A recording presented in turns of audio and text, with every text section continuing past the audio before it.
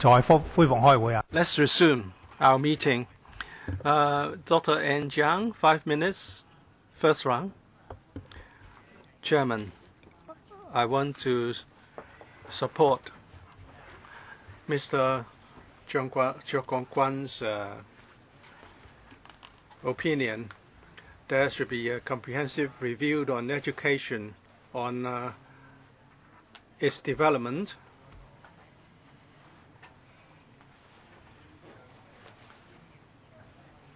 I think members are of the view that there should be a comprehensive review on education. In the last session, we used a lot of time on one or two of the items, but little time was spent on the review of our education system. Whoever becomes the chairman of the panel on education in the next sessions, I believe we should do this. We are in support of the broad direction of this quality education initiative. It's a good thing, especially in the provision of more financial support to students. DAB actually made representations to different CEs in the past on this question. It's good that we are going to provide additionally $3.6 billion to education. But some of the policies have not been well thought through, and it's natural that some members have queries. On the question of providing $30,000 to help students. People may have questions as regards whether we are supporting the students concerned or the institutions. If it's about supporting the students, and according to some members, you should leave the choices to them. But if you say this is to support these institutions in their development, but there are many ways you can provide support. For example, these are 15 tertiary institutions are suffering from under-enrollment. Some are on the brink of collapse. So you can help them through other ways. For example, according to them, well, are you going to allow them to enroll non-local students? Are you going to issue visas to these students? So they make suggestions such as this. So we are going to provide the support to students with better results, or are we going to do this to help students from the underprivileged? It's just a $30,000 per student. You're not going to help anyone from the grassroots. And you also want to provide more support to vocational training, because in the future job market there may be a bigger demand for graduates of vocational training programs. So what is the main objective of this initiative? And there are certain ambiguous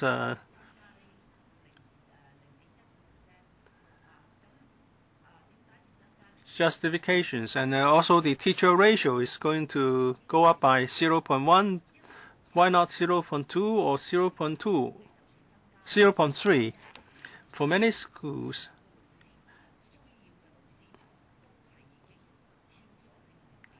even if the ratio goes up by 0.1, the existing teaching establishment already exceeds the new level. So what should be the right teacher-to-class ratio in primary and secondary schools? I believe the panel on education should thoroughly consider all these issues, and I think the Education Bureau will be willing to accept our views. So in future meetings, I would try to devote more time to discuss such matters of long-term implications. Dr. Helena Wong, between the last session and this one, we contacted the Secretary to make representations and make our views known. Broadly speaking, we support the additional funding for the education sector. But the main sticking point is the support to non-UGC funded institutions. The problem is that you are not being student-oriented in your approach. You have said that there are policy issues that would have to be reviewed. I agree. But before you have done that, including the review on the continuation of associate degree program and also the roles played by the UGC-funded institutions, whether they should provide self-financed programs on top of funded programs. These are major issues that should be reviewed. But before you have done that, by the way you provide financial support, you are sort of you have sort of decided to wind up the associate degree programs. If you can make it, you can enroll on funded degree programs, if not self-financed programs. So you have already made a decision. By the way, you provide financial support to the non-UGC funded institutions. That's not the right way.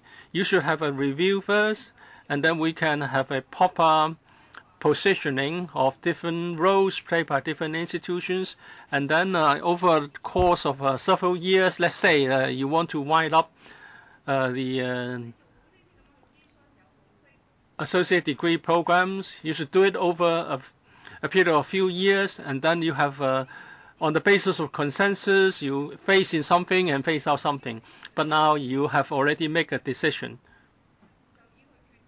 Through the way you provide subsidy, provide support to certain programs, and you are actually eliminating others. So are you trying to help the students, the institutions, or teachers? And you have eliminated some programs by just offering support to some others. There will be an outcome arising from your policies and your initiatives. So C.H. Tung wanted to have more places for students, and then there weren't sufficient number of places, so we introduced self-finance programs, and then we also had associate degree programs, and there are also articulation programs for those, and top-up programs for associate degree graduates. This time you provide additional resources. It's an act of discrimination because some would benefit, some would be disadvantaged. In the first round, the self-finance program by UGC funded institution will be impacted on, and then the top-up programs will also be affected, and then there will be a dismissal of teachers, and then the parents would ask why they are not getting any help from the government. And I don't see any solution coming from the government and the secretary. You should press the button again, Dr. Wong, if you want an answer. Mr. Chen Chi-chen. On this initiative of providing $3.6 billion of additional funding, even without the disqualification cases, is very controversial. I was asked by reporters whether I would support the initiative from Carrie Lam. I said I would have to look at the policy contents first. Well, any policy would always benefit someone. 喺個常態呢 If things are normal, well, actually, this meeting is not normal. Say if it was mooted in May and at the panel, and we could have held a public hearing. But of course, after having been elected, the CE designate still could not propose policies because she was only the CE designate. And it was only last Monday that it was taken to the education panel. And with unprecedented speed, it was said that over the weekend, the principals would already like to sign contracts because the summer holiday is just around the corner. And we are told here that we should take it or leave it. I think the secretary should come clean. You should tell the public why this is so. Is it that if we don't pass it, the entire thing will just disappear? Or can you still take procedures afterwards so that you can accomplish what you seek to accomplish now? You should give an account of what you are doing. The fundamental issue is you are giving so-called $30,000 to each student. You are not helping the student because the money doesn't follow the student. We say that if you really want to help the students, you should expand the scope. You should allow the students to choose self-financed courses at the 8 universities. They should be able to choose to read sub-degree courses and then read a top-up course so they get a degree. Many members are advocating that, but today you are telling us either take it or leave it. But this should be a regular kind of funding. Can we not hold public hearings and then review the policy? Well, whether this is a policy direction or a political direction, it's up to you. Whether it was during the election, whether the CE was the CE designate and you already consulted stakeholders, but I don't think so because the problems are just surfacing now. Next year, I don't know whether Ms. Ann Chang will still chair the education panel. I have heard that she would not be able to chair the panel next year. But still, at the education panel, we should discuss this policy again. I know that we are not going to be able to veto the item. Before disqualification, Dr. Lau Siu-lai has said that this is sugar-coated poison. And she might be compelled to help pass the item. Well, I don't want to comment on members' inclinations. But then the thing is, Secretary, you have to come clean. You are not giving money to the student. And you are saying you want to balance the advantages of the 8 universities and the self-financed ones. And Carrie Lam was talking about shared resources, etc. If that's the case, why don't you just give money directly to the self-financed colleges? And then you can give money to the students so they have all the choices open to them. Rather, now you give money to the student, but you limit their choices. Their choices would be influenced by these $30,000. That is definite. Well, some people, of course, would still say they would read the sub-degree courses for a top-up course later on. But this is a policy direction. The use of money can dictate the policy direction. Definitely, if you have money, it is immediate. You can see the result, and you have to come clean. You are leaving the associate degrees to wither. You say there will be a policy review. If that is the case, there should not be differential treatment. You should be student-based. Give the student the money and then allow them to make the choices and face the consequences. But now you say the 8 universities are branded, they enjoy an advantage.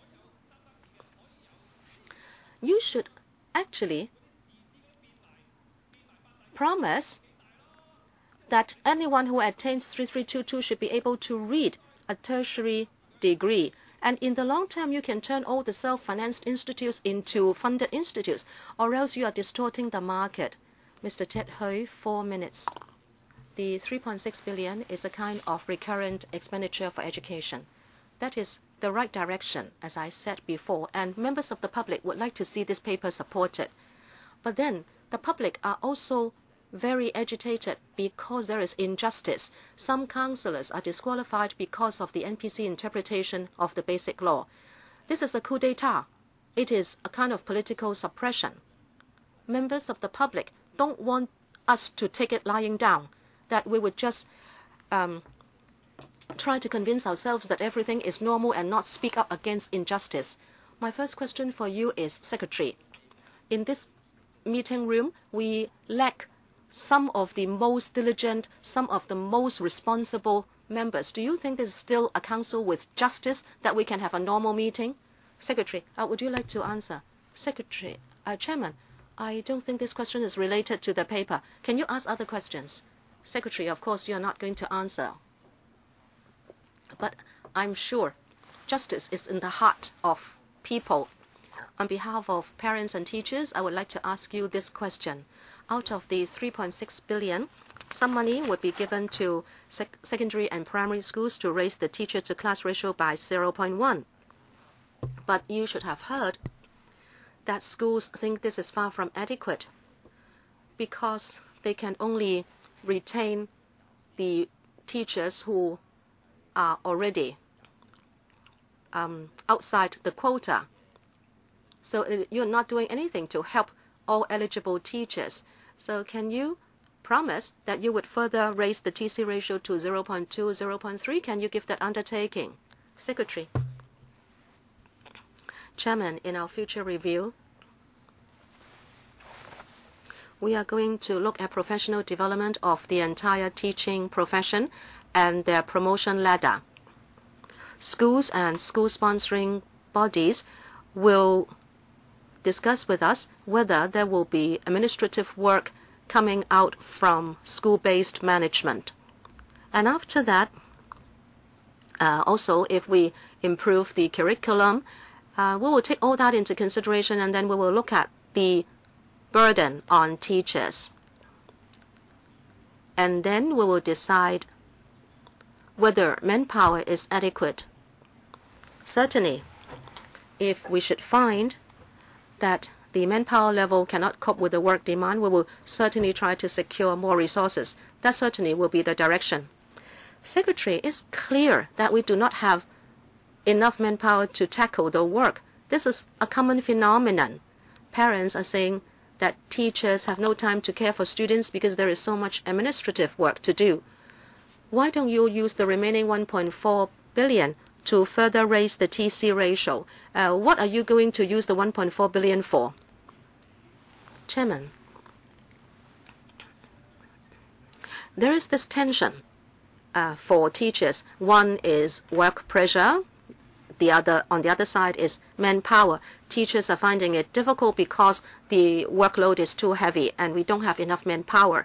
We are tackling both. We are increasing the ratio by 0.1, and on the other hand, we are reviewing the work pressure for teachers. Now, if work pressure can be reduced and if there is enough manpower, then we do not need extra teachers. But as I said, after that, if there is still inadequate manpower to tackle the workload, we will have to think from the angle of teachers to try to secure more manpower. As for the $1.4 billion, we are still considering how it can be spent. Next member, Dr. Fernando Zhang. Chairman, now it's proved that when I stand, I don't disturb the meeting at all. Mr. Fernando Zhang, there is no complaint, so I don't do anything. Don't think that you are correct and don't force me to do anything. Please come back to this item because time is limited for this meeting. Chairman, we need to talk about justice in this society. I'm standing here to protest against the powers that be, that they are suppressing the democratic camp. They are depriving the public of their choices. This is what we should do. 6 seats have been lost and there is a serious impact on the operation of the council. Mr. Eddie Chu gave the most correct analysis. We are talking about resource allocation. The power should be left with the people. This council should represent the people. It's unfortunate that the powers that be use ugly means to deprive the people of their representatives. Let us talk about this education funding request. It says that students who attain 3322, in other words, who meet the threshold for university education, if they cannot get a subsidized place, they can choose the self-financed courses. All these years, Chairman, how many tens of thousands of students who reach the threshold of university education but have not been able to get a subsidized place? All these years, the powers that be insisted on an elite system, that only 16% of our young people should get a subsidized degree place. We said how many times in this council? And then we have been asking that you increase the number of subsidized places. We have demanded the fundamental right to read a university course. And now you come back, you say, okay, I give you $30,000, so you have a self-financed degree course. But we are not asking you to subsidize self-financed courses. We are asking you to provide more subsidized places. So should we take this? Well, we have no choice but to take it. But this is unjust. There are so many social problems, and Carrie Lam is not someone new to this government. All these years, didn't she see the plight of university students? They studied very hard, and then they reached the threshold, and then they had no way out.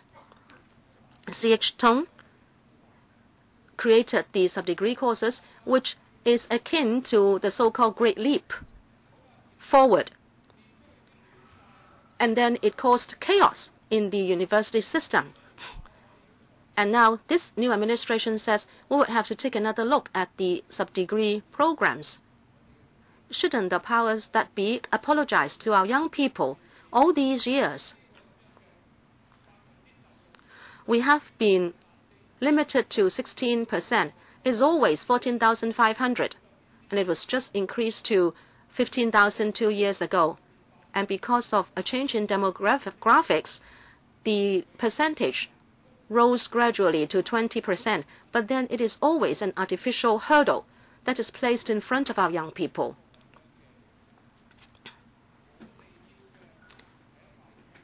We want a pork chop, but you gave us some pig bones, and you ask us to support it. This is what is happening in this council today. Chairman, on behalf of the young people, shouldn't we ask Mr. Secretary, Mr. Yang, this has nothing to do with you, but on behalf of the administration, you should apologize to young people.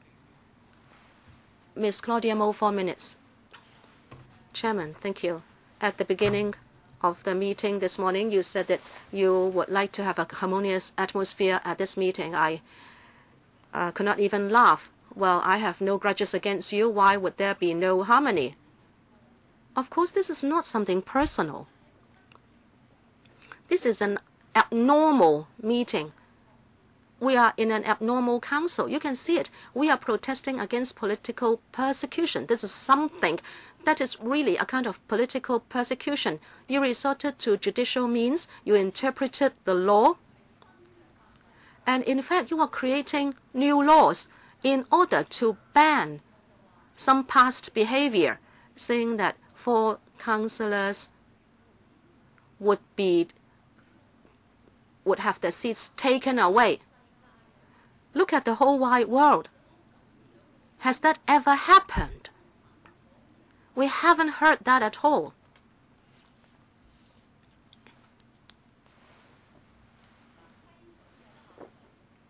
Rules and laws can be interpreted by the powers that be. Take yourself as an example. In the first session, you say Dr. Fernando Zheng should not stand. If he continued to stand, he would be driven out of the meeting room. And now there is not just one. Dr. Fernando Zheng and Mr. Eddie Chu are both standing. But you are keeping silent. Are you complaining against the two? No, I'm not complaining. So are you complaining that I do not exercise my powers under the procedures? Just say so. Are you doing that? No, I'm not complaining. If that's the case, come back to this item. I am stating the facts. I'm making a factual statement. Rules can be bent. You have the authority. You can interpret the rules. You call all the shots. Calm down, calm down. Come back to this item. This is what the chairman should do. Please come back to this item. You want to pretend everything is normal, but this is most abnormal. This is doubly abnormal. You say quality education, $3.6 billion. In the past 5 years, I did not see the Education Bureau do anything. Eddie Ng was there for 5 years, and then suddenly Carrie Lam came to the post. What do we see? Wow, she is doing something quick, and she is saying that this is most urgent. Well, it's better late than never, especially when you say you are people-based. The money goes to the students. Well, not directly, but the money goes to the institutions. But this is much better than the $5.4 billion for the Disney theme park. $5.4 billion for Disney. And it's just $3.6 billion for education. As if we just have to pass the paper and there is nothing else we can do. And you are saying the 15 tertiary institutes should not be looked at through colored glasses. Well, that is a Freudian slip, isn't it? What are we viewing through colored glasses? It is because you viewed them through colored glasses, and then you are telling us not to do the same. This is so hypocritical. You are hypocritical. And in fact, you are really telling us that those tertiary institutes have a low recruitment level, and so you want to give them money to help them. That is exactly what you're doing. Ms. Priscilla Leung, 2 minutes. Thank you, Chair. I speak in support of the funding proposal. I hope it can be carried as soon as possible. I hope the $3.6 billion recurrent expenditure can be supported quick. To be objective, even if the CE had wanted to take this earlier to the council, she could not have been able to do it because she only assumed office on the 1st of July. If she wants to benefit students in the next scholastic year, she has no choice but to do this as she is doing, and to see whether the FC can have a special discussion on this. From my stance, of course, we know there are many items that are equally important at the FC. It is not just the education item that is important. And we actually thought about whether some works projects that have been in the queue for a long time should be discussed first. But I did not object. It is because in September, some students would already be able to benefit from the extra money. On the $5 billion recurrent expenditure, I think it's not too much, it's not too little. If you say it's a lot, well, we are already spending $3.6 billion. But it's good that it is recurrent. And as I said, this is just a kind of analgesic. You are not tackling the quality of teachers, teaching materials, pedagogy, and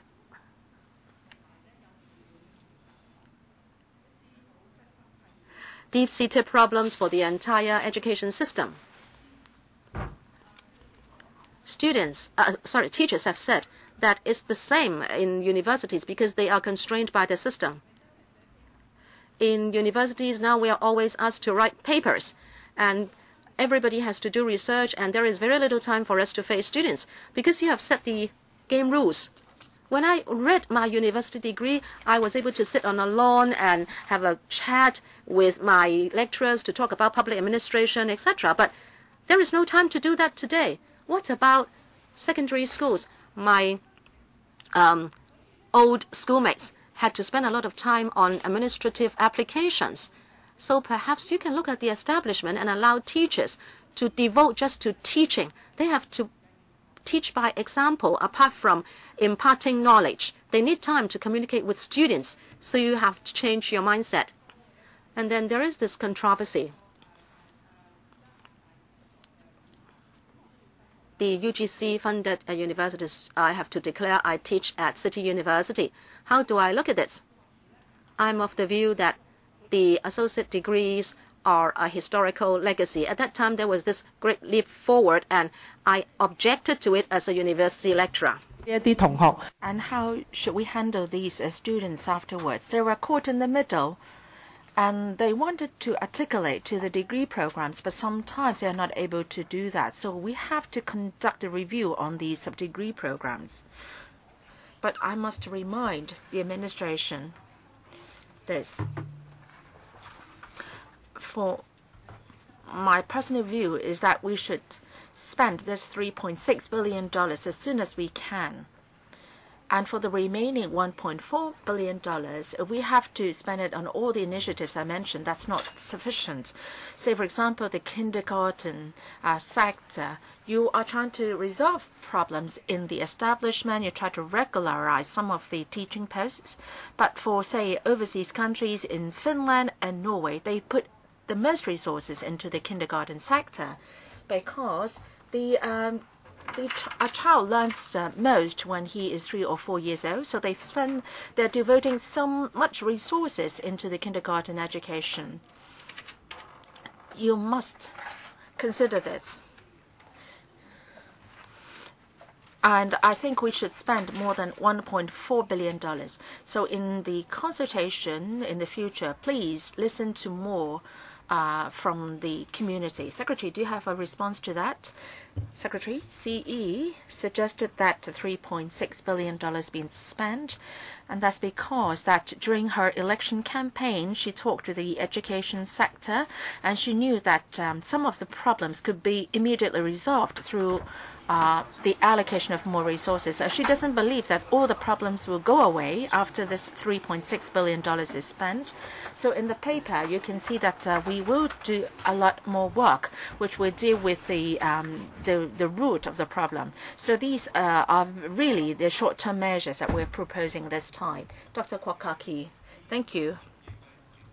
Chairman, for this $3.6 billion, so this is a sort of disinfectant or the bleach water for Carrie Lam, because she would be able to pop up popularity by spending that sum. But that's all right, because as long as we can help the education sector, we can support the proposal.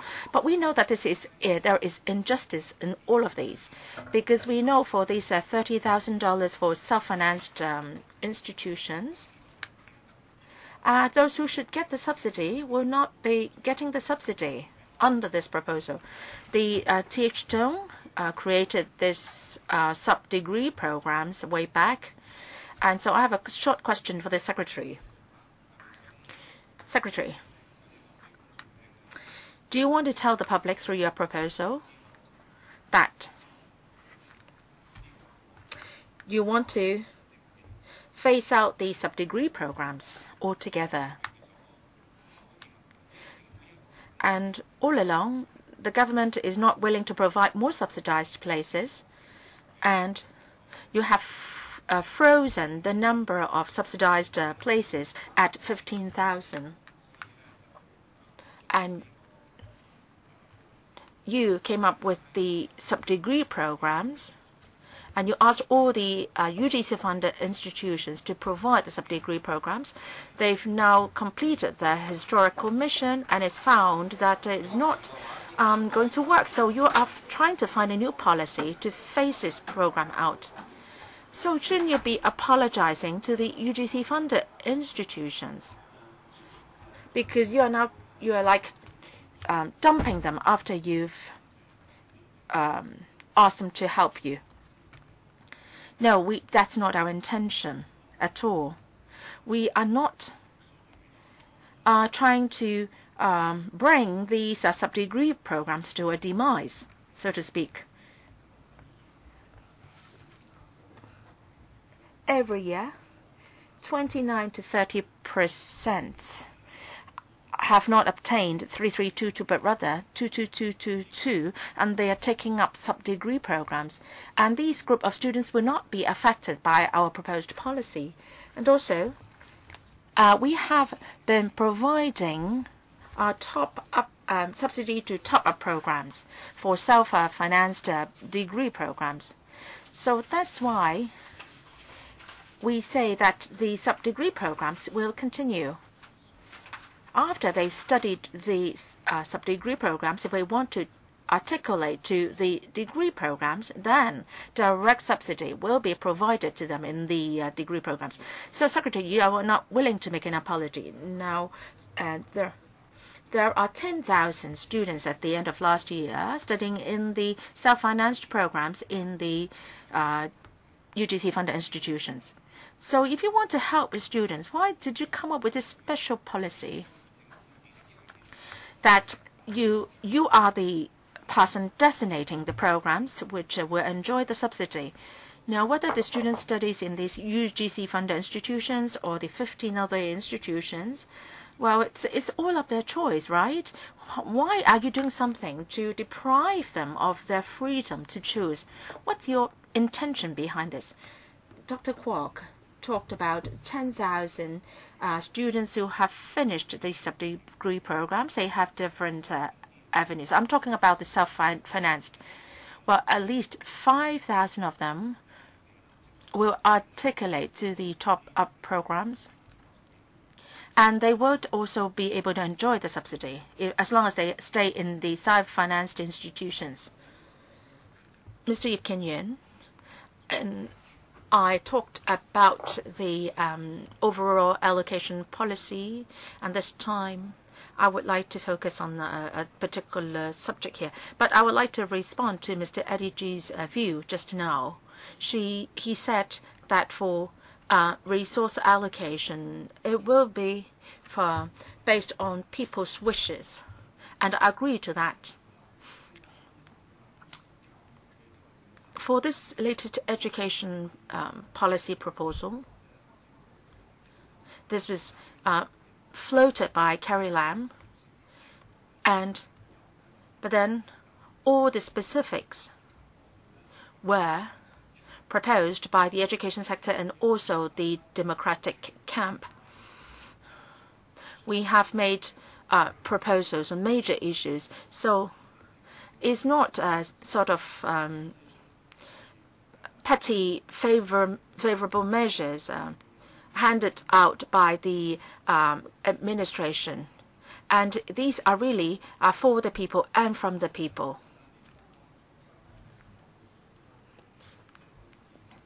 We can further explore into the details of these proposals. One of the flaws, as mentioned by a lot of members, is in relation to the $30,000 subsidy.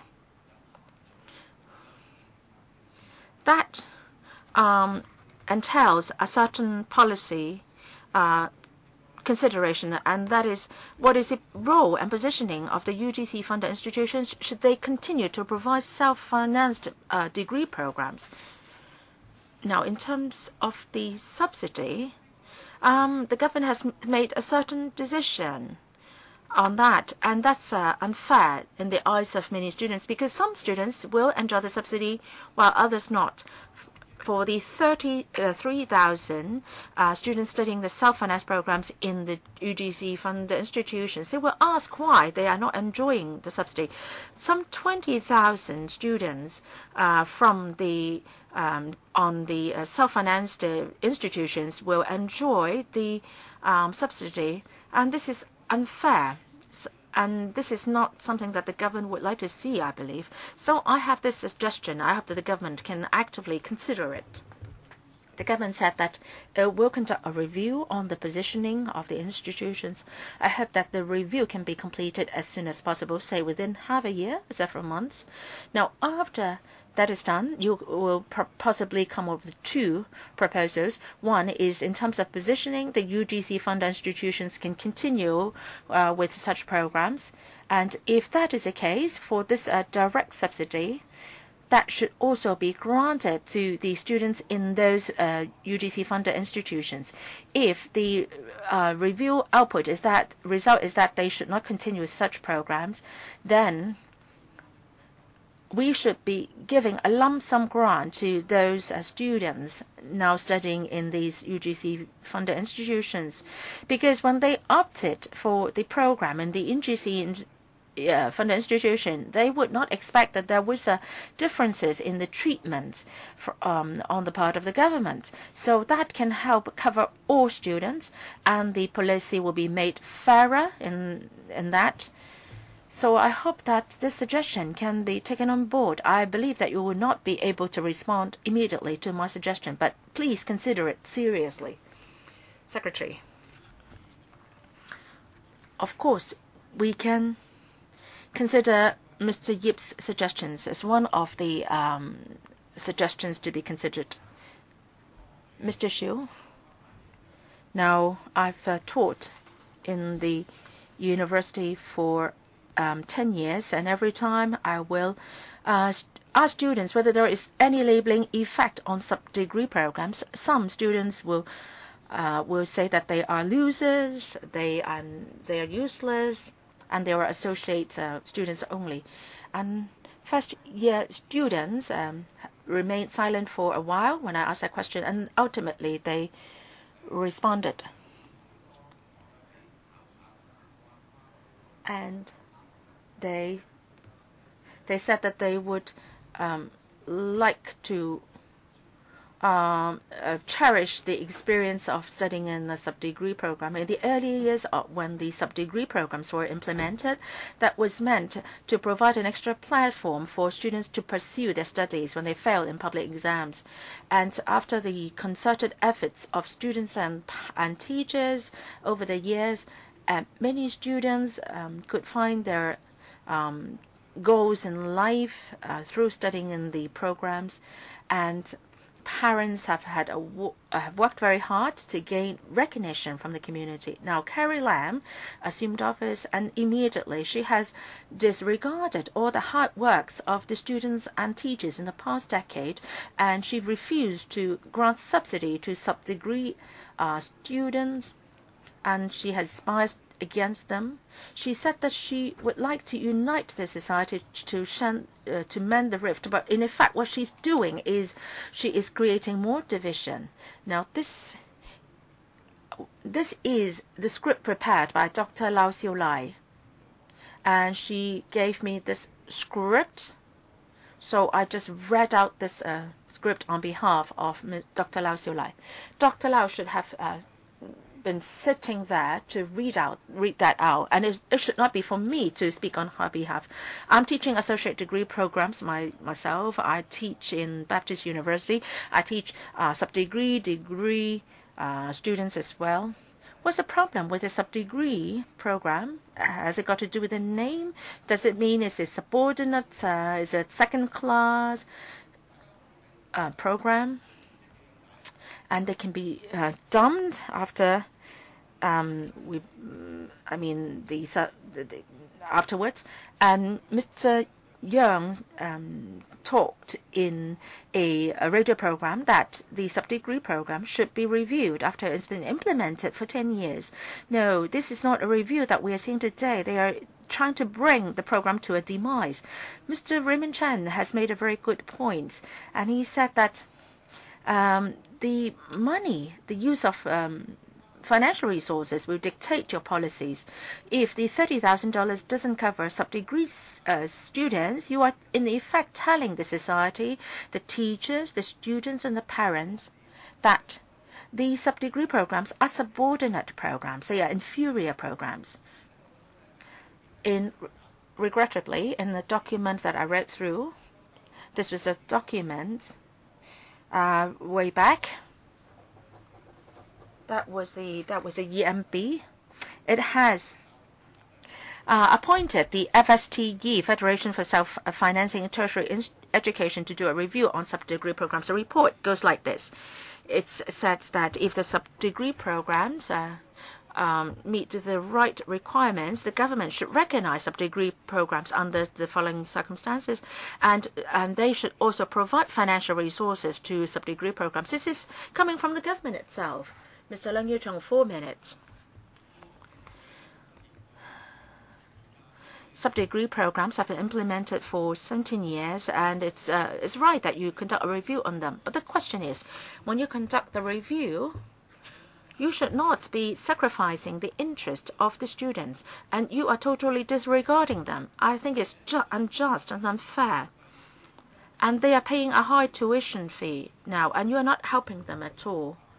You said that you are subsidizing their institutions so they can be in a better position to develop them. Now the students are not subsidized; they are paying $60,000 to $100,000 in tuition fees, and you're not subsidizing them. But while at the same time you're subsidizing other students by an amount of $30,000, how can they pay for such exorbitant tuition fees? So, Chairman, I think this is so unfair and unjust. I find it difficult to support this document on $3.6 billion. It's totally unacceptable because we are asked to support an unfair and just proposal. What are you doing to help them? You try to alleviate the financial burden of the students, but for the sub-degree program students, you are not doing anything to mitigate their financial burden. Is this fair or just? Secretary, I know that it's difficult for you to change your proposal, but for the remaining $1.4 billion, can you use that to help this group of students? And you said that there will be other uses for this $1.4 billion. Can I ask you this? For the grant and loan scheme, can you help them, cover them? Say, can you provide them interest-free loans? And then they are heavily in debt after graduation. They usually have to repay the loan for a period of 7 to 15 years. Can you help them? Can you waive the interest on the loans, Secretary? For the $1.4 billion, how will it be used or spent? We don't have any decision yet. Can it be spent on the measure proposed by Mr. Leung Yiu-chung? Of course, we have the overall policy considerations as well. I've explained that we don't cover the self-finance programs of UGC financial institutions, and I also explained why sub-degree programs are not covered this time as well. And the impact actually is not as big as you imagined. But then I don't rule out any possibility because we are really seriously considering how to spend the $1.4 billion. I am going to put on record Mr. Leung's view, and that will be taken on board definitely. As for helping students and providing grants and loans to students, etc.,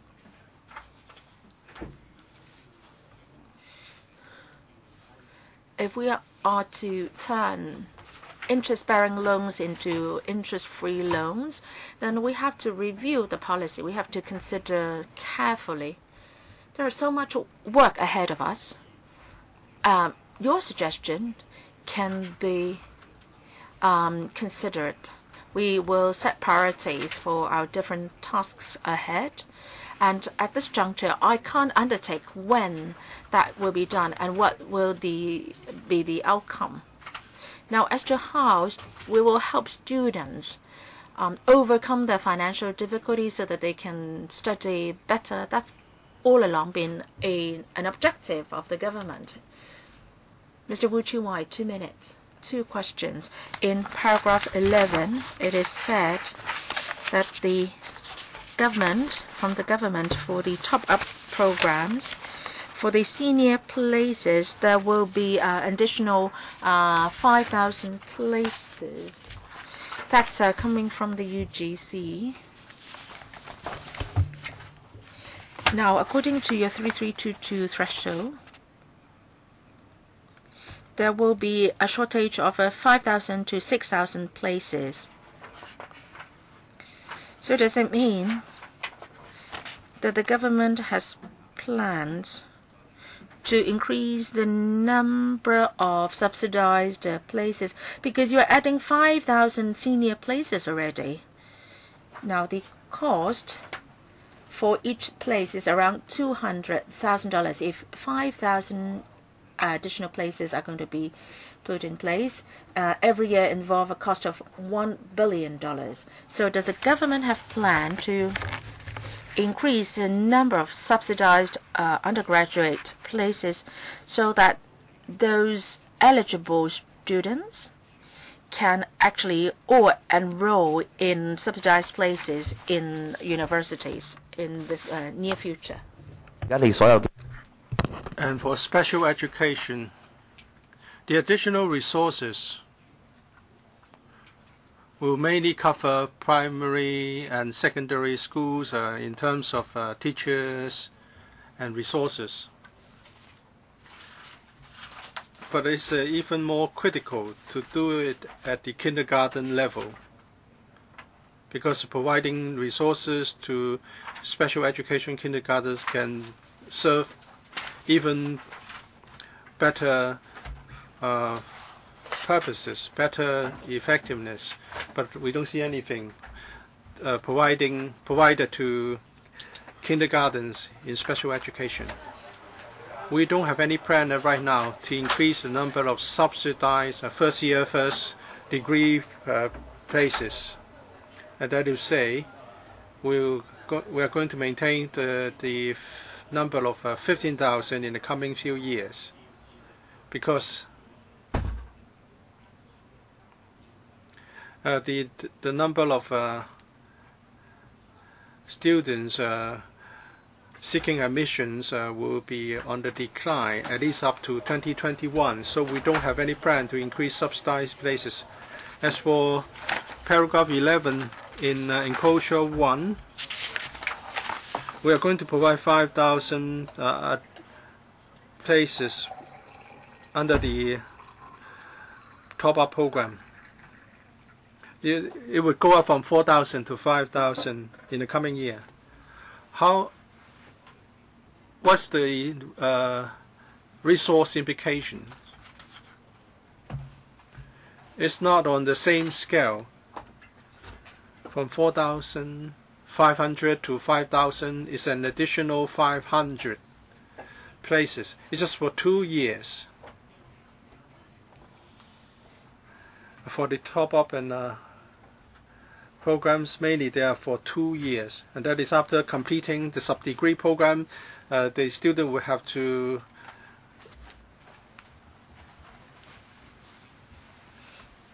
top up with another 2-year program. So it's not the same. It's not a question of funding. It's also a question of population. I'll address the kindergarten issue later. Mr. Lee, it's in Mrs. Lam's manifesto that $5 billion will be provided to the education system.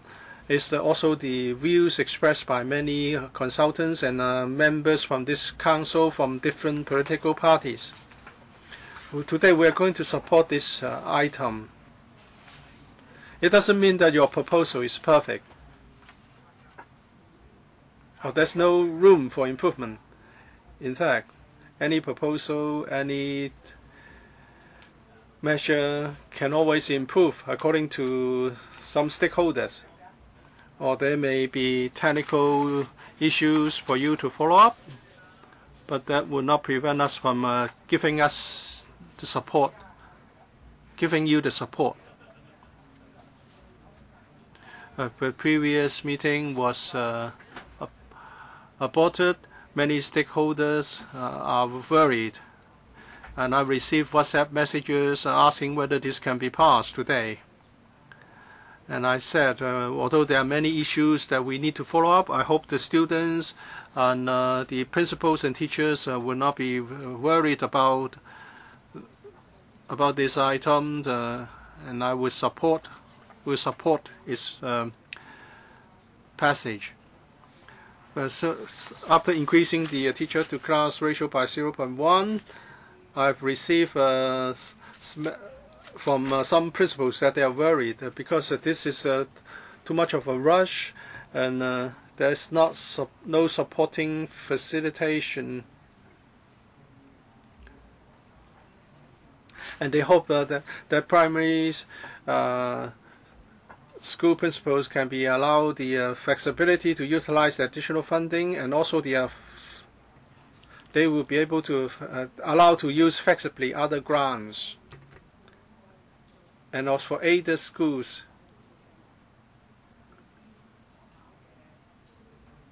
and some DSS schools have asked that this additional funding will be calculated in taking into account in the funding support for DSS schools. And it's said that at this point you are not in a position to come up with a pay scale for kindergarten teachers. When can you do this to assure the kindergarten teachers? And many members have spoken on the associate degree programs. I won't repeat that. And I would like to say something about the $5,000 in subsidy for eligible students pursuing undergraduate programs on the mainland. Because other students, eligible students, are going to get $30,000. Although the cost of living on the mainland may be lower, but many have enrolled on degree programs of Tsinghua or Peking University. Then you know that the $5,000 is not sufficient to cover just the airfare. So what is the thinking behind this support? This amount, would there be adjustments in the future? Chairman, we may need to take into account the cost of living and also the tuition fees in deciding that $5,000 should be provided. There's another scheme to provide financial support to needy students. Of course, we will have to consider whether there should be a review. It can, of course, be considered in the future. Mr. Chu Hoi-dik, I thank Dr. Fernando Cheung and Mr. Yip Kin Yuen for agreeing to my opinion that social resources should be allocated according to the wishes of our people. But I take issue with Mr. Yuen on this point. Of course, the education sector did make certain suggestions in the past. It's our freedom of speech. We do have the right to make suggestions. Everyone can do this. But the question is, who can decide to accept the suggestions or not? It's the people over that side. So the suggestions made by members are accepted. Doesn't mean that we have been able to strive for the attainment of decision making by the people. So is this a moment of victory when we have this item before us? It's not that we have our suggestions accepted, we are victorious, but whether we can attain greater power, and then the people will have greater say on how public resources are to be utilized. Of course, obviously, this is not the case. As Carrie Lam gets the applause, her popularity is on the rise, and the powers are exercised by Carrie Lam, and he's using this item to counter our dissatisfaction about the disqualification of some of our colleagues. All authoritarian governments would use resource allocation to alleviate people's dissatisfaction about the monopolization of political powers. In this process, Democrats in Hong Kong are always facing a dilemma, and that is, are you going to ask them to give you something? The more you do this, and then you have successful cases. And at the end of the day, what will happen?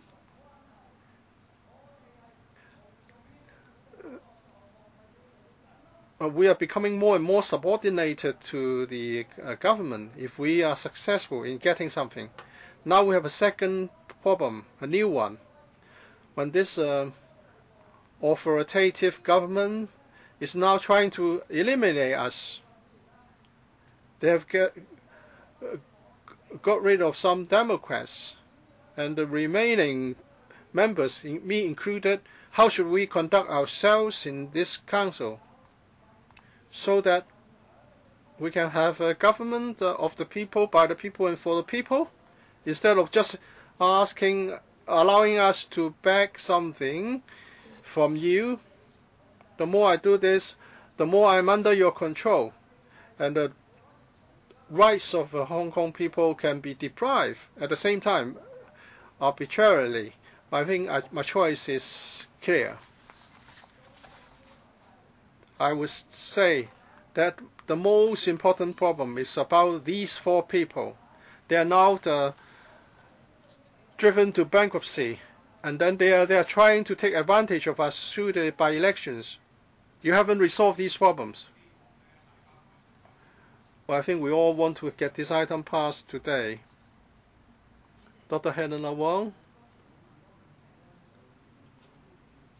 The Secretary hasn't got a chance to respond to my previous question, so I would like to get an answer from him. So why is it that there's not a review after we have reached a consensus, and then we proceed to handle the self-finance programs under the UGC-funded institutions and also the associate degree programs? I declare my interest. I work in a UGC-funded institution, but I'm not involved in associate degree programs. Well, this exercise is not about changing or repositioning of tertiary institutions. We are talking about students who have got the 3322 in grades, and they are enrolled on self-finance programs in non-UGC funded institutions. As we've said repeatedly, we hope that the funded sector and the self-finance sector would be able to develop in a balanced way.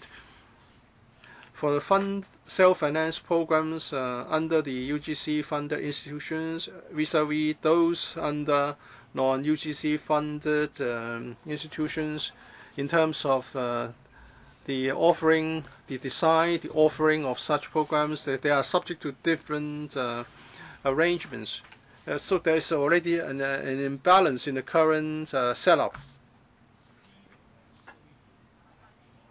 We know there's a need for a review. What we are doing this time, to be honest, at the end of the day, there are two choices open to us. Either we give them all, or we do it as we've suggested.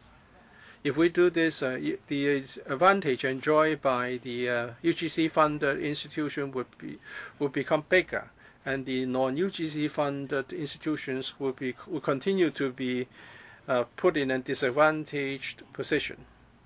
This time, we just want to address the imbalance and provide some elements in the self-finance sector, address the imbalance.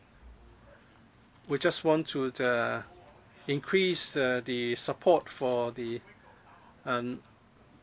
non-UGC funded sector, and then when the balance is improved, we will then carry out a review.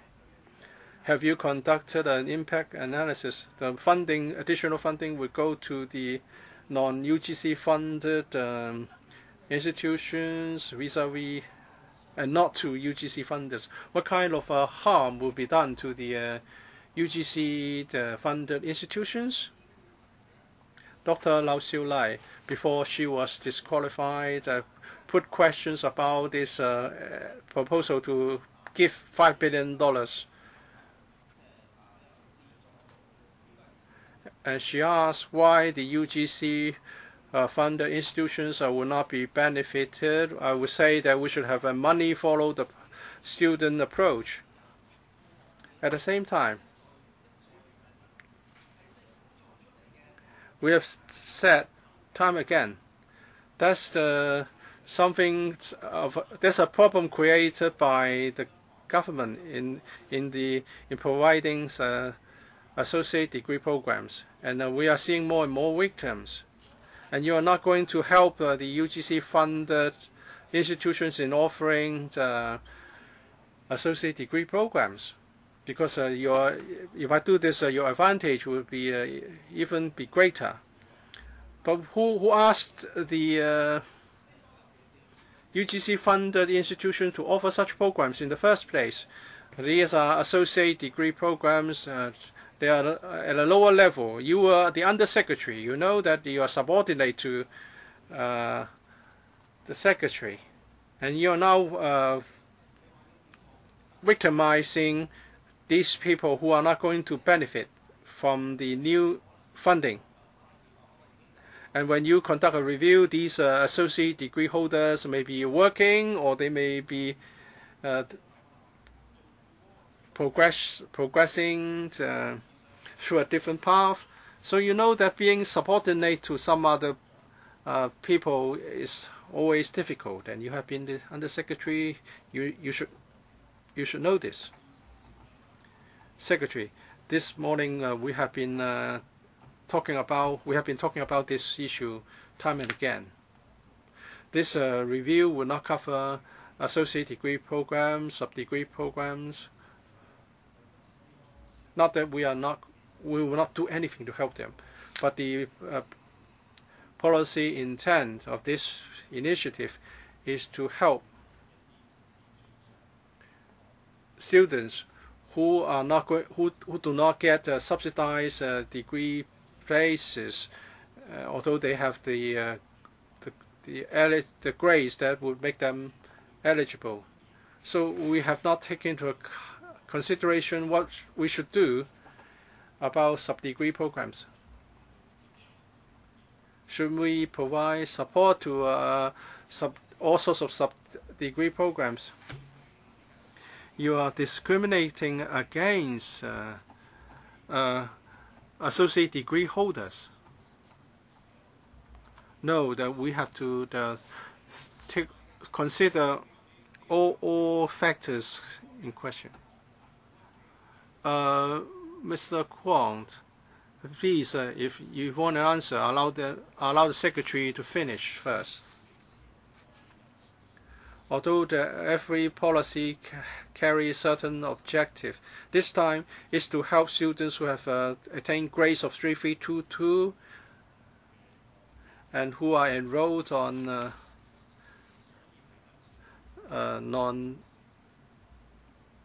or self-finance programs of non-UGC funded institutions. We have not covered anything about sub-degree programs or associate degree programs.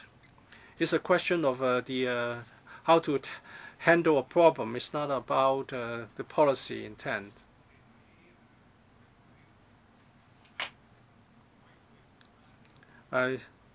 So far, in our panels and this committee, we have discussed this item for over 6 hours.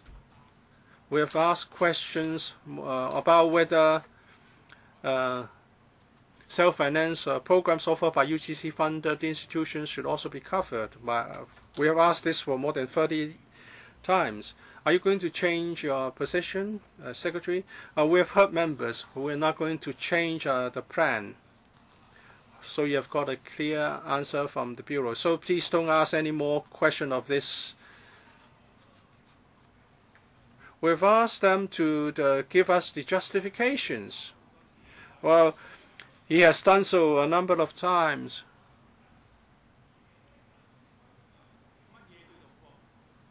I would like. What do you mean by having a discussion on associate degrees?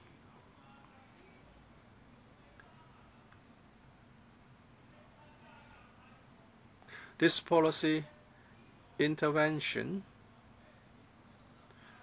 would affect the environment, the ecology of a sub-degree system. Is the mic on? I don't know. Let me explain why the impact on sub-degrees or associate degree programs will be limited. Some 40% of our students would annually got 3322 in their grades. Among them, 25 or 26% of them would be enrolled on subsidized degree programs, and then another 15%, according to past experience, 11% will be enrolled on self-financed degree programs. Then there will be 4% who may go outside Hong Kong to further their studies. Let us say, I assume that they choose to read a sub-degree course on their own initiative and then to read a top-up course later on. And we are talking about the 40%. How many of them will give up reading a sub-degree course and go for a self-financed degree course because of the $30,000? Let's say half of them. However, underneath the 40%, there are students who would attain 5 2s. Those would account for 29% of the students. And this will be the main cohort reading sub-degree programs. So we are going to have an impact on 2% out of the 29%. So the impact or direct impact on sub-degree ecology is limited. I wouldn't say there is no impact because possibly because of the $30,000, some students may give up reading a sub-degree course and go for a self-financed degree course. But then we believe the impact on the entire sector is limited. Then there is one other thing. Please pay attention to this point. In terms of the overall student numbers, that has been on the decline in the past few years. You may see that there are fewer people reading sub-degree courses, but we must understand that there are two different factors making the impact. Mr. Chairman, I'm trying to explain the possible impact on sub-degree programs. Right, I'm just reminding members. I have already said that you have repeated the question 30-odd times. And one procedure of this meeting is that we should not repeat questions. I'm not stopping you, but please raise other viewpoints. I'm sure there are many other things that you can talk about. Mr. Ray Chan. Chairman, what I'm going to say may make you think I am not following your ruling, but I'm only speaking for the second time. And I have to point out that the analysis made by the Secretary cannot be agreed to by me, and I hope, Chairman, you will allow me to finish my questions and ask the Secretary to answer or not. Or else, even if we are willing, you should not put hurdles in our way or push thresholds so high, and then you say you have to exercise your power and throw us out of the meeting. Look, please do not put words into my mouth. Just get on. On Friday, we raised this question, and the Secretary did not want to discuss. He said the sub-degree program is not part of the policy initiative this time around, but he answered the question just now. I'd like to let you know the thoughts of the students. Let me talk about self-financed degree programs. They say these have not been subsidized by public money. Every year, they pay $60,000 to $120,000. 30% of the young people have to pay back debts up to $200,000, and 20% of them have to pay back more than $200,000. Now, you don't want to include some of the programs. You say you need to take a careful look, and if that's the case, let us know what you are looking at and how much time you need. It seems you are saving the market, but not the people. you have this policy intervention with $30,000, and there will be an impact on institutional ecology. Some people say you are going to let the sub-degree programs wither and you want to lower the competitiveness of the 8 universities. You say they have always enjoyed an advantage and now you want to balance the 2 types of institutions. But then after your careful look, and you say then that the self-finance programs of the 8 universities should also be subsidized, then what you are doing will be going in exactly the opposite direction. Secretary. Mr. Chan's question is multi-barreled, but as I said, in the short term, there is no intention to increase the number of subsidized degree places. So there is no necessary causal link to say that we are doing this because we are not going to increase the number of subsidized degree places. Rather, some students want to read self-financed degree programs, so we want to inject resources to help them. As for leaving the sub-degree programs to die, well, in fact, I already explained that I don't think the impact would be too big on the ecology of sub-degree programs. Mr. Chen, did I leave out anything? You said you are going to take a careful look about the positioning of some of these programs. You don't have a new policy, and you are saying you are going to take another look at sub-degree programs. Well, I was saying that in the tertiary sector, we have subsidized and non-subsidized places. Our policy is to try to allow both to develop healthily in parallel. Do you agree that the $30,000 will cause the balance to change? Well, no, actually no, because the subsidized sector is always here. What you are talking about is only the self-financed programs of the 8 universities and is balanced against the self-financed degree programs in other institutes. Your time is up, Mr. Alvin Young, 4 minutes. Chairman, certainly we care a whole lot about subsidized programs and the degree places, but now can I please spend a little time on SENCO, the Special Education Needs Coordinator. Mr. Dennis Kwok and Dr. Fernando Zheng spent so much energy in the last term to talk to parents and students, and they also wrote a private bill, but unfortunately the last administration did not allow it to become law. Coming back, I'd like to ask this question. The CCF has always supported SEN schools. If the proposal is supported, does it mean the CCF will stop the subsidy right away? Secretary, that is correct. Because it is a pilot and now we are regularizing it, so we don't need the CCF to provide the funding. Chairman, if that's the case,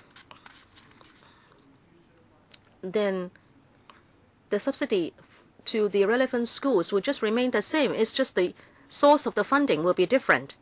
And for SEN students and SEN schools, will there be a difference in terms of resource funding or the dollar amount?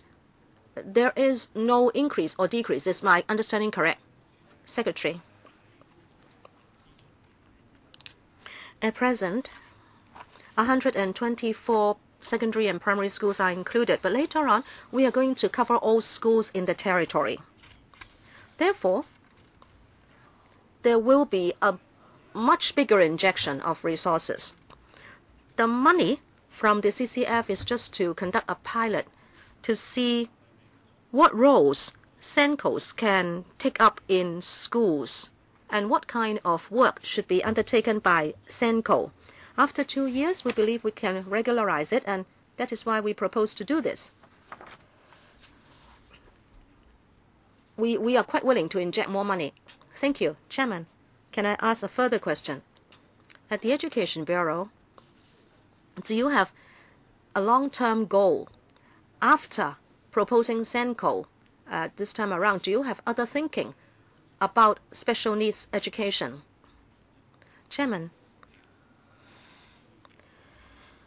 In the past, we told LegCo and the sector about this important proposal of SENCO. After regularizing it, we have to do follow-up work. We need to review the pilot. Many members asked what should be the teaching ratio or load of SENCO. Should it be a master's position instead of just a graduate master position? We'll continue to do the follow-up work. We will review our support for SEN students, and we may develop new methodologies, and also we will look at the training of teachers. That will not stop. Chairman, can I ask the Secretary to say whether there is a timetable about what he said? We think that is a very constructive kind of review and direction. Say if we support the funding proposal today, will there be a very in-depth review in 1 or 2 years' time? Chairman, since we have had the pilot on SENCO for 2 years, we are going to take stock of the experience, and in the coming year, we will start that review. Our original plan is, well, we are expediting it this time around. In fact, we thought we would do the review before we would regularize it. Jeremy, 4 minutes. I'd like to ask about the $5,000 subsidy for students who read such eligible undergraduate programs in the mainland. In Note 5,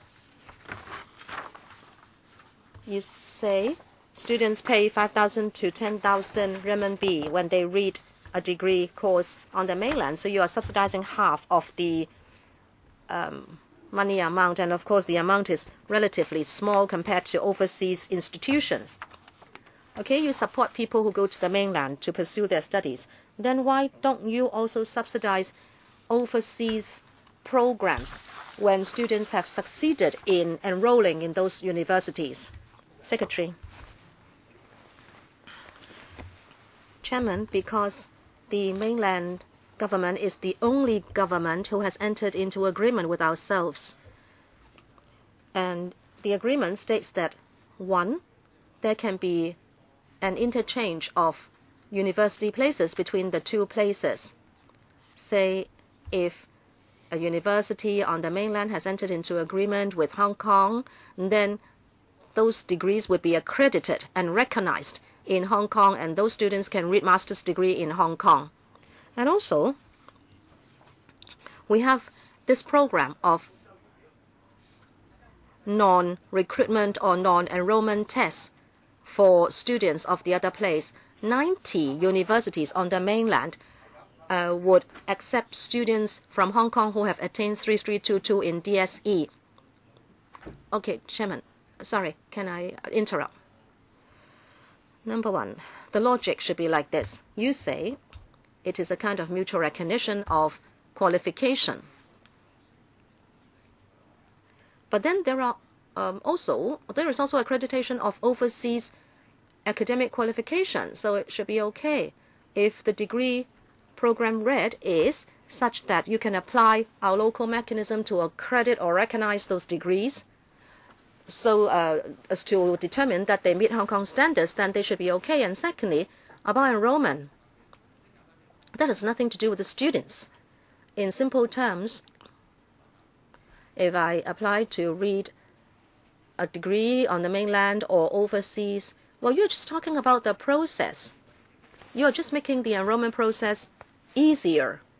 It is not about the eligibility of the students. So I don't understand. If students are good enough to read a degree overseas, why are they not subsidized? Can you concentrate on these 2 points? Well, exactly, I was coming to these 2 points.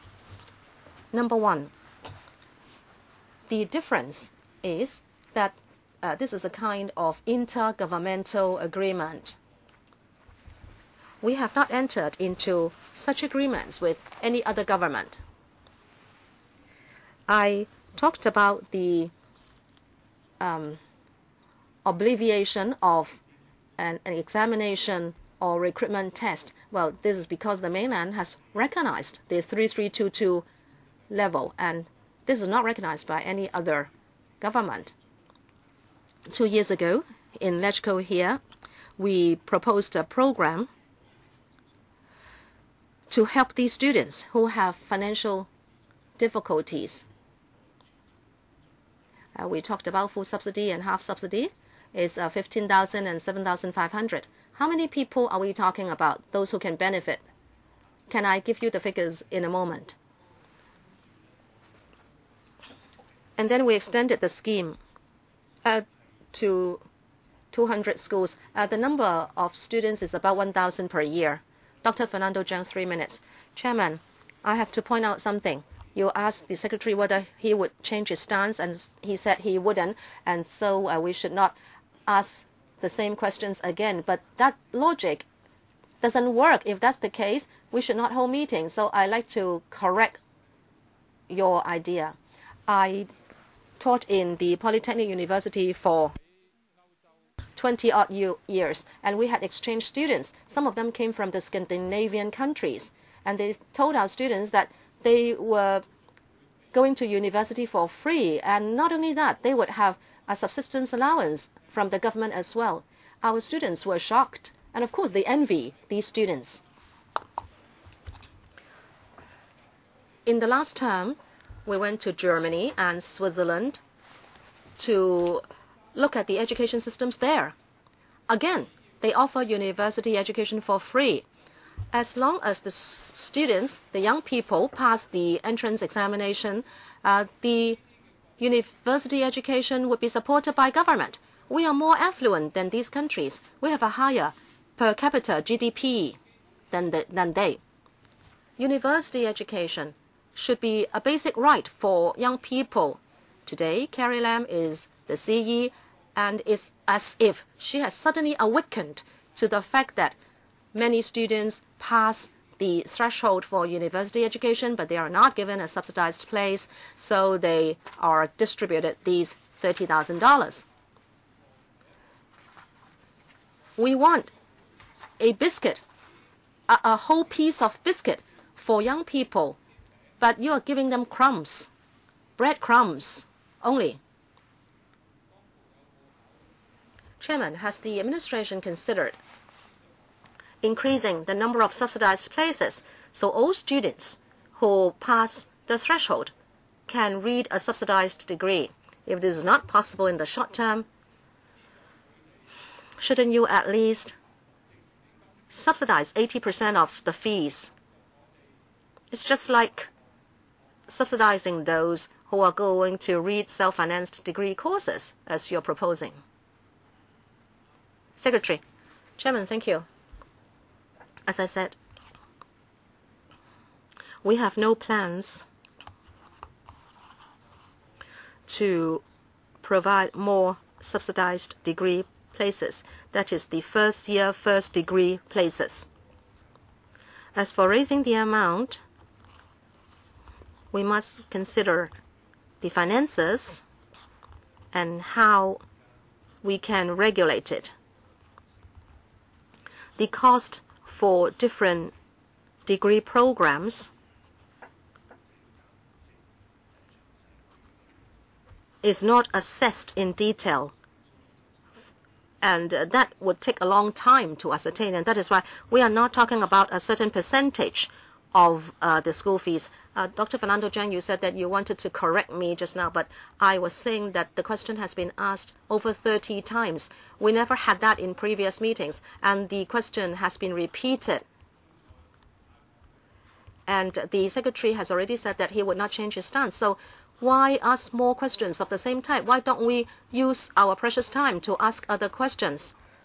Right, Mr. Andrew Wen? Chairman, I think this is a very wrong remark from you. I don't intend to argue with you. This is not a point of order. Yes, it is a point of order, because you are setting the rule. All officials can come here and speak nonsense, and then they can repeat the nonsense, and then we can go after asking 3 questions. No, I'm saying you have repeated the questions for 30-odd times, but the secretary has also repeated his point for 30-odd times. But he is not going to stand. Please calm down. Ms. Claudia Mo, you have no questions? Well, I did not raise my hand, Mr. Shu Kai-chen. 3 minutes. Thank you, Chair. Carrie Lam met the media yesterday. She said that self-financed institutions are not weak. They are just disadvantaged. I think a more correct way of saying it is that sub-degree programs are not weak. They are just disadvantaged. Let us listen to the voices of sub-degree students. Before I chose a sub-degree program, my schoolmates went to universities, and then I looked down upon myself because I thought I was a failure. I still could not remove that label during the reading of the sub-degree program, but I changed my view and my view on society in those 2 years. Now I've graduated from the university, and looking back at the 2 years of sub-degree programs, I felt grateful because I was trained in a hard way. I learned what we meant by a civil spirit. I have been awakened, and I show more concern to a lot more social issues. These 2 years have shaped my character, and the 2 years in sub-degree programs have become a very important part of my life. And I can have developed more empathy for those in a plight in the society. I can show more care and concern to these people. For those who can easily go to universities, they may not have the same feelings as myself. So this is again written by Dr. Lau Xiaolai. You may have deprived the electrical seat of Dr. Lau Xiaolai, but you cannot deprive her spirit, her heart to take part in social affairs. I said that I teach sub-degree programs. Sub-degree programs do not only have high tuition fees, but in terms of the teacher-student ratio and the quality of the library and the study environment, they are inferior. So I'd like to ask the Secretary, in your latest proposal, whether you're doing it willfully or not, you are, in fact, disregarding the hard efforts of the sub-degree students, and you are telling them they should be the group who should be abandoned. So I hope that in the $1.4 billion, and on your consideration on how to spend them, please inject more resources for them, telling them that though the government has been doing them injustice in the past, it will try to compensate them. Now, I'm glad to hear this very positive response from the sub-degree student. I must reiterate that the government is not discriminating against sub-degree students in whatever way. What we want to do is to help another group of students here. Mr. Andrew Wang, I didn't mean to offend you, Chairman, but your ruling has imposed so many restrictions on our questioning.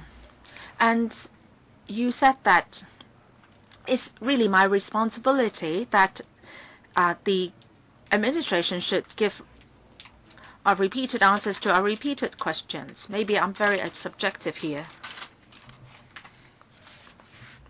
Some colleagues, Mr. Raymond Chan was saying that the money would save the institutions and not the students. So the money should be following the institutions, but it's not all institutions. So the money should be following some of the institutions. That's what they're proposing, in fact. And the Secretary said that it is not a voucher scheme. The government said that it's all along been an advocate of big market, small government, but the government is not doing that now. The Secretary said that your proposal will not affect the sub-degree students. But why don't you want to cover them in your policy as well then, if that is the case? You would, if you cover all, then you will be able to help improve the quality of programs.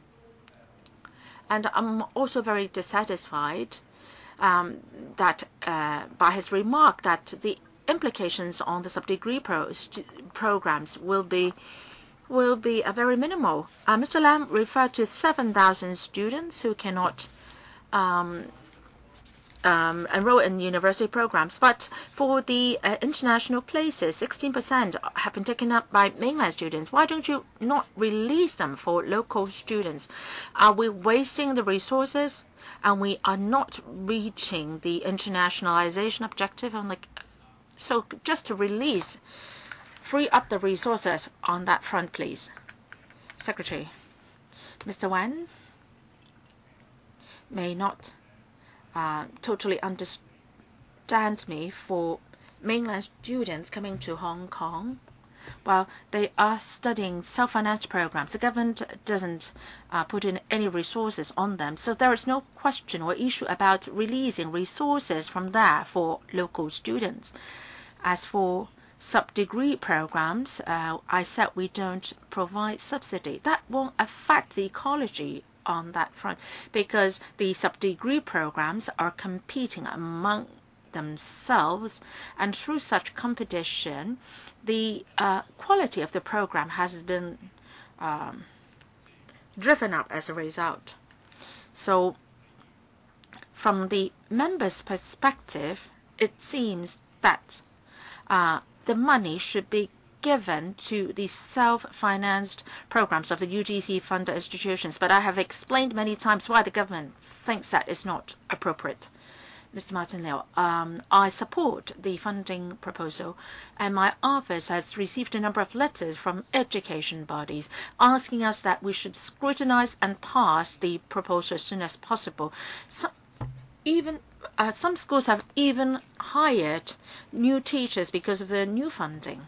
As what the CE said, that these will be the priority task for us, and they have far-reaching implications for the public.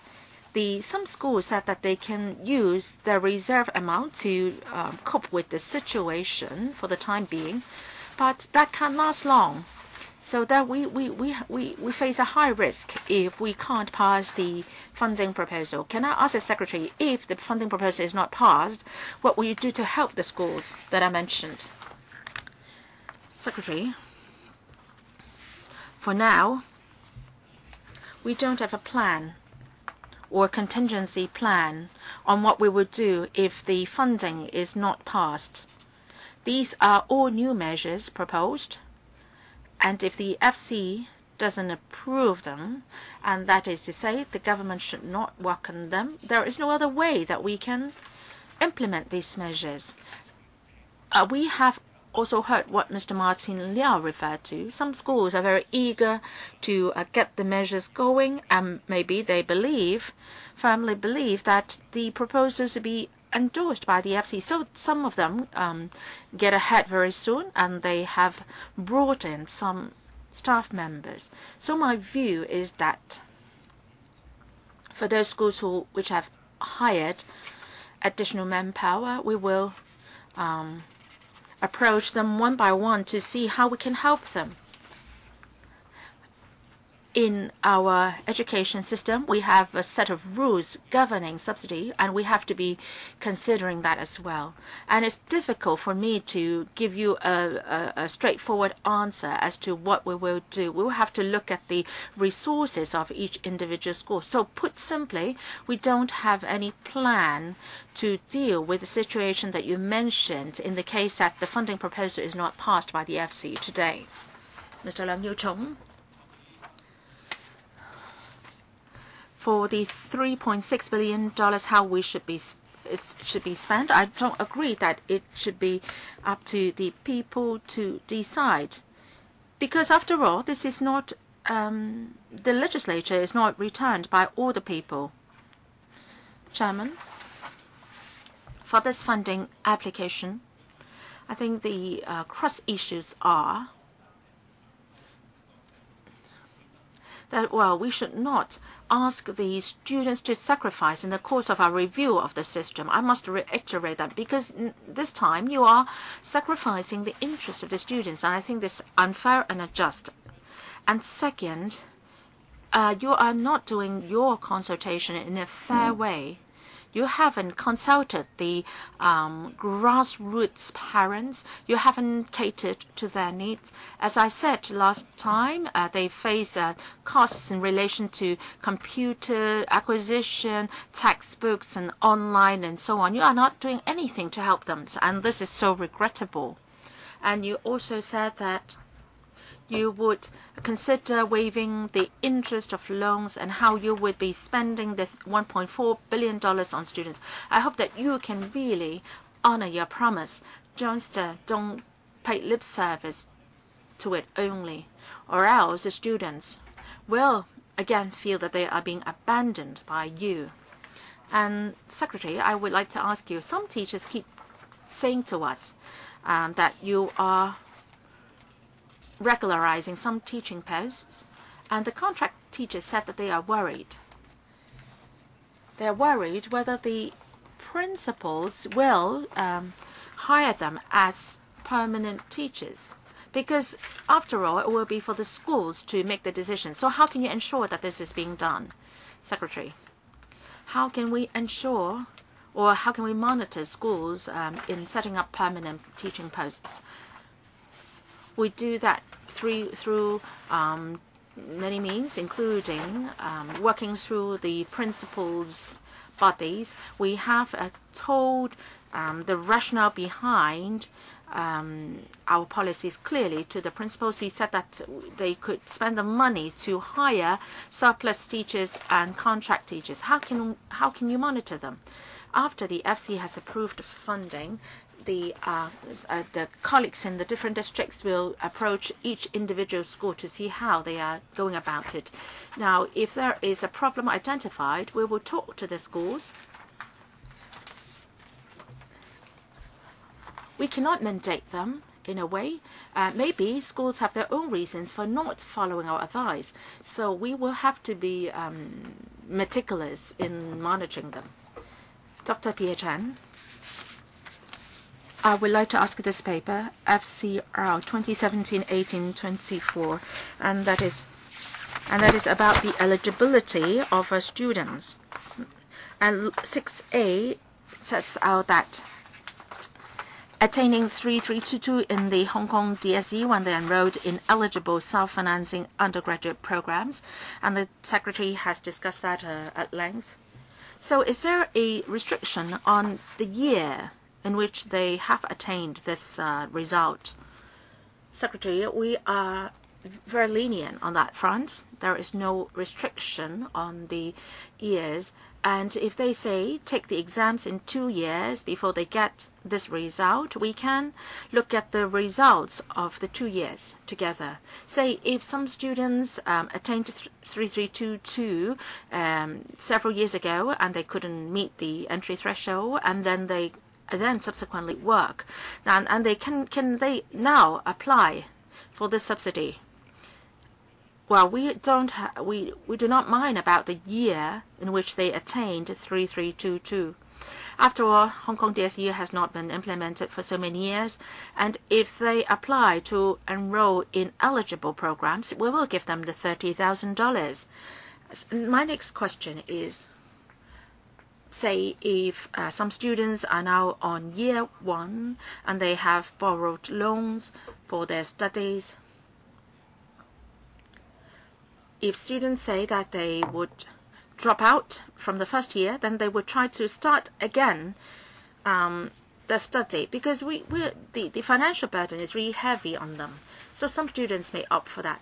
Now, if students have attained 3322 and have enrolled in the 15 self-financing institutions in their self-financed programs, and if they're going to study, say, year 2, year 3, and year 4 in the next 3 years, we will give them the $30,000. Now, last question is on monitoring.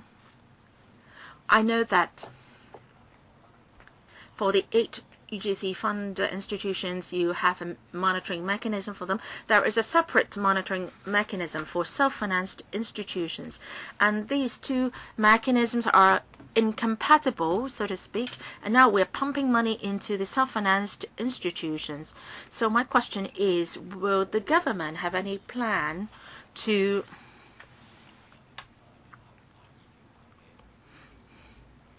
align these two monitoring mechanisms?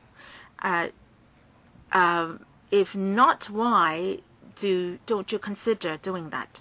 For subsidized or UGC funded institutions, because of their nature under the UGC, there is a certain established monitoring mechanism. They have administrative autonomy. They have administrative autonomy and so on, and they have to follow certain indicators or comply with those indicators. But for the self-financed sectors, rightly pointed out by the member, for their self-financed programs, because they enjoy also institutional autonomy, so they're under a different mechanism than that of CAP 320. So whether on the accreditation of the programs or the procedures of, say, offering certain new programs, and that they have to go through a different mechanism. But we do have quality assurance mechanism in place. Now, as to whether the two programs that should be aligned and combined, this is something that we have to look at, because earlier some UGC reports have made recommendations in that regard as well. And over the past few years, we have been talking to the assessment body, the universities, and the self-financed institutions as well as the UGC to try to come up with a more consistent approach in relation to the quality assurance scheme. We have to respect the autonomy of the 8 UGC funded institutions, so we have to be treading very carefully on that. Now, for UGC funded institutions, they have some external assessment scheme in place as well. I think we do have good quality assurance. Now, as to whether the two mechanisms should be combined, this is something for our consideration in the long term. Ms. Darley, well, we are almost halfway into our FC meeting, and we are now focusing on the education proposal. We've got 7 other agenda items there, and some members of the public have WhatsApped myself to say that they are worried about the proposal on the Tuen Mun Hospital operating theatre. We have all the Sandy Ridge projects and KCR, and also Yau Ma Tei streetless sleepers, street sleepers homes, and also the civil service pay. And we have to be mindful about subvented organizations whose salaries are pegged to that of the civil servants. They will suffer if all these proposals are not passed. Now, I would like to follow up on an earlier question of myself, Secretary. If we continue discussing this proposal, then the other agenda items will not be passed. Now, for increasing the TC ratio by 0.1, can primary schools have more flexibility in doing that so that they can use their resources in a better way? Now, for the subsidy, will that also be applying to the DSS? And also for the salary pay or the pay scale for kindergarten teachers, would you be working on that in your term? And also, would you consider reviewing whether the $5,000 for students studying in mainland is on the low side? As I have already replied to the last question, we will review whether the $5,000 should be adjusted upwards. Now, for the pay scale for kindergarten teachers, we will start our work as soon as possible. And it's going to be a long process. The approach is that we will talk to the kindergarten sector, not just on the pay scale, but that will also have implications on the entire system, kindergarten system. So we would want to start discussion with them as soon as we can. Now, with regard to direct subsidy schools, for the addition of the teaching posts. Sorry, I was talking about DSS. That will be counted towards the subsidy amount, so they will be benefiting directly from the proposal as well. We understand the situation of the primary schools because of the GM issue. They may have to have certain considerations in promoting the teachers. So it may not be the case that they can create these new posts starting 1st of September. So we will allow flexibility for them. But I must point out that we don't want schools to you spent the money for other purposes other than creating a post. Mr. Wu Chi Wai, first 3 minutes. In Appendix 1, you said that the 3,900 students will benefit each year. Now, apart from that, some 4,000 and 4,000 students will need that kind of subsidy. How did you arrive at the figure of $39,000 when we talk about a 3322 threshold, and that there will be an additional 5,000 students who may opt for these self-financed programs in the self-financed institutions? Secondly, if 39,000 students are to be benefited, and that's in relation to the total funding level. But if the funds are not exhausted, would the remaining amount be used on the same program or on other initiatives to help students? And also, for special education, we are going to provide resources to primary and secondary schools. But why do we not? Why are we not covering kindergartens? Well, from 1 to 4, we have set out how the numbers are arrived at, including 23,000 students. Well, that's because of the restriction imposed by 3322. So you're asking if we do not require the grades to be 3322. Is that the question? Well, you are saying that 39,000 students will be benefited, but you also require that they get 3322. Well, there's 4A, 23,000. We have 5,000 a year, and we're talking about 4 years. And we are also going to provide not just the first year, but the second and third and fourth year, and some will be on a 5-year program. We're talking about $23,000 during the duration of the programs. So it's not just for year 1 students. So the 5,000 times 4 something will give you the figure of 23,000. On special education question, perhaps I can give my answer in the next session. Perhaps you can finish your answer here. Usually the resources come from the SWD. Of course, we have some school-based support measures in kindergarten, so we'll consider the need to have more teachers. So this time, under this proposal, there's nothing for special education kindergartens. We have 8 items. Apart from education, we have items on housing, the columbarium, hospitals, Tung Chung, New Town. All these are livelihood related. I respect your political ideals. However high-sounding and idealistic they may be, you should not affect livelihood issues. I hope in the afternoon we will be dealing with these items dutifully. Let's return by 2:30.